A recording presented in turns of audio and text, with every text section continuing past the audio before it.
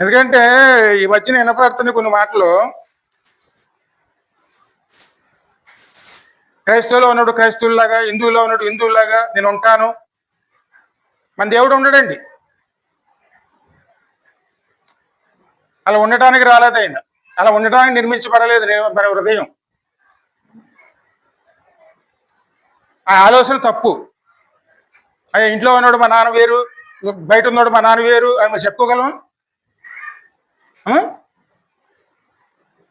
అంత ఘోరమైన అవమానాన్ని తీసుకొస్తుంది. అటువంటి ఆలోచన మనలో రాకూడదు. అలా వచ్చింది అనుకోండి, ఖచ్చితంగా దేవునికి ఏమొస్తుంది?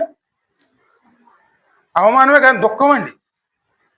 ఆయన మనం ఇడిచిపెట్టిపోడు, మనలోనే ఉంటాడు. కానీ అప్పుడు వచ్చే దుఃఖం ఎలాగుంటుందంటే అశాంతి, ఆందోళన. మనం ఏ పని చేస్తాం కానీ మన నిద్ర పట్టదు, మనలో అది ఏదో పోగొట్టు